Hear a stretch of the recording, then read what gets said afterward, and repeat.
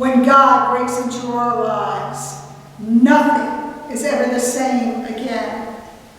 It was the beginning of a new week. Surely things would be different. If only the last week hadn't happened. Surely that's what the two Marys were thinking as they traveled to the tomb. It had been a week of highs and lows. Turmoil was everywhere.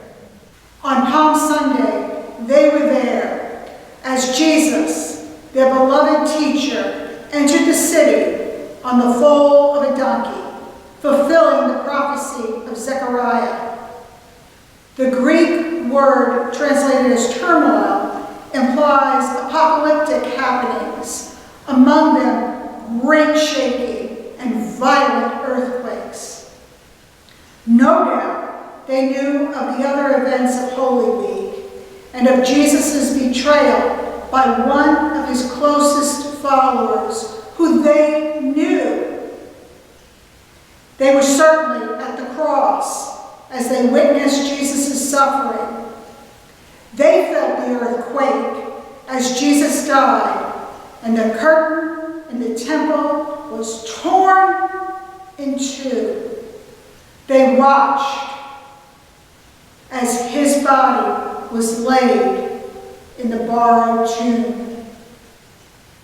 Then they left, for the Sabbath was about to begin.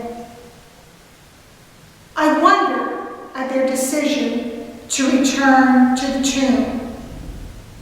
We don't see any mention of spices as we do in the other accounts, but that doesn't mean they weren't carrying them. Certainly, following the traditions of the day, for those in mourning, going to the tomb was a common practice. Perhaps they even remembered Jesus' words that he would be raised on the third day, that very day. But for whatever reason they had come, in an instant, everything changed as they came face to face with the terrifying angel whose appearance was like lightning and whose clothes were white as snow. His appearance was also earth-shaking as the stone rolled back from the tomb and the soldiers fell as dead men. His words to the women to not be afraid implies they were terrified as well. His further direction to see the place and then to go with a message to the disciples likely did not fully relieve their fear. For the text tells us they quickly left with fear and great joy to tell his disciples. In another instant, they encounter our risen Lord.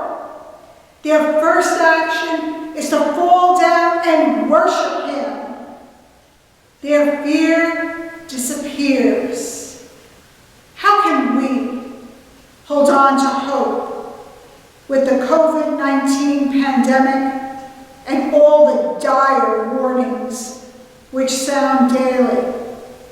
How can we resist fear of the known and the unknown as we shelter in place?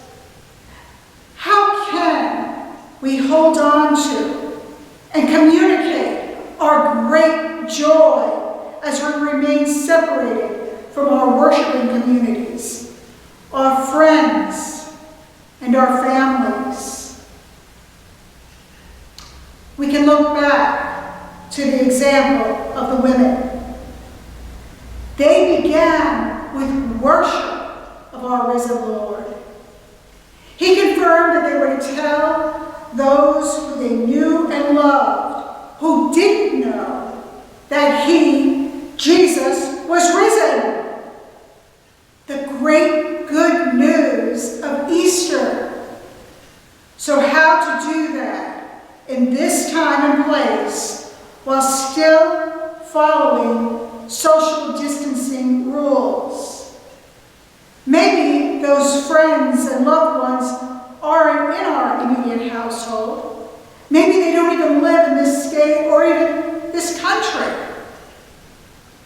We're doing the first step by joining together in virtual worship of our risen Lord and Savior. Next, we're told to tell other disciples where they can meet the risen Lord. We are blessed that we have communication means beyond anything the women in the first century could imagine. I bet we can all name ways we're currently communicating. Everything from Zoom and FaceTime to email to texting to phone calls and letters. Okay, they did have letters, but it's unlikely that they could either read or write. So I invite you, after we complete our time of worship today, to reach out to those who don't know our Savior has risen, to share your hope and your faith in the one who conquered the grave. Invite them to meet him as you have already met him. Boldly proclaim the great good news of the gospel. Alleluia!